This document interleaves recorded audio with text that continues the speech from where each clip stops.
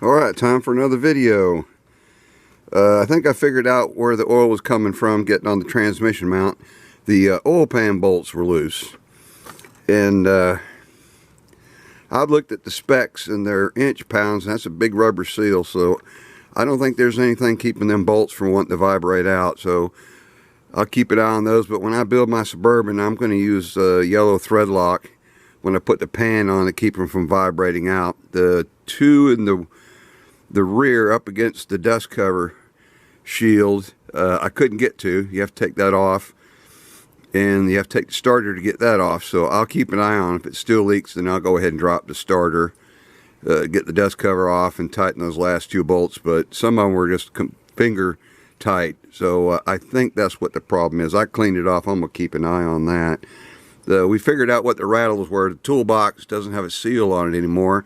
And something I didn't think about is the hinge pin bushings are bad on the driver's door, and I've got to put new striker bolts on it for the door. So I think that's what our rattles were coming from. In the video I had where we drove it, you could hear them front brakes right at the very end. That was the first time we'd ever used the brakes, so I imagine it was scraping off some of that surface rust. They don't sound like that anymore. So that was a good thing. The misfire that we had, that was fixed by Berryman's. Like I said, I only had 5 gallons in it and loaded it up, and that took care of all that misfire. I imagine there was some carbon on the plugs, so that really helped out good. And the pulleys, running it, the more we run it, those pulleys have gotten quieter. It sounds normal now. I think it was just because it's set up. There's probably some moisture got in there and got a little bit of rust on them, so they all sound normal now, so that worked out real good. Alright, let me do a quick before video. I totally forgot to do it on the other side, but you can see the staining that comes around, how dark that is, where it's running down right there at the transmission hump up in here.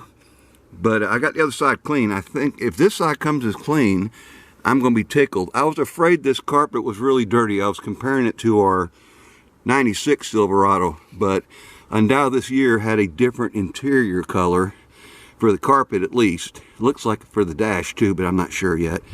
But alright, this is before.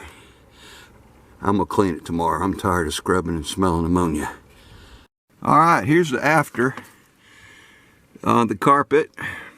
You can see this came really clean. I got a few places that I'm gonna put 100% on it, but this side had a Coke or something, and it was glued together.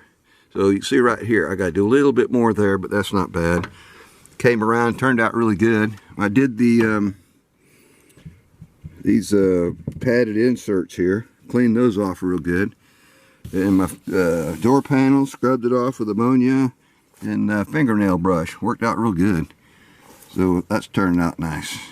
Here's the passenger side.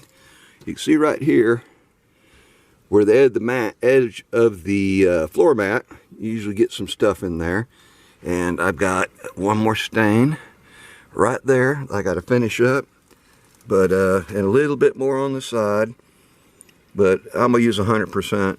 When you do this, the key to keep getting it clean is vacuum up as much as that ammonia and water, because the ammonia is breaking the dirt down. If you don't vacuum it out real good, you're just leaving the dirt back in there. So vacuum the living crap out of it, and before you do it, vacuum it to get as much sand out. That makes it a lot easier to clean.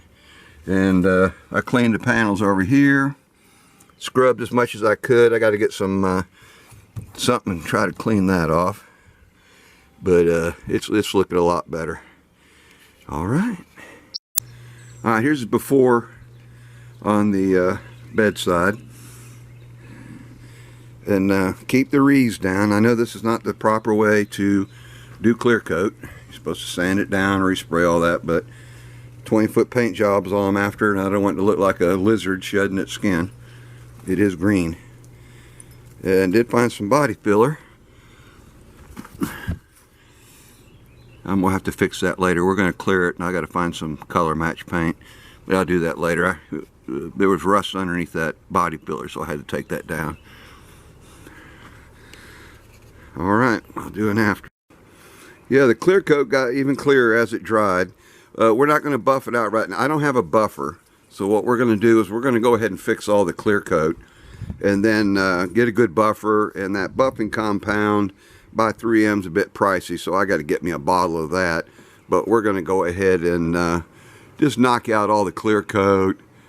Of course, the roof, it's all gone, and we'll take care of all this, clear coat it, and then I'll get a buffer, and then we'll buff the whole truck out. But I think it's going to be okay. You can kind of see where it needs to be buffed out. Rattle cans, they have a tendency to leave you a little bit of a texture, but good buffing compound and a buffer is going to take all that out. I'm pleased with it.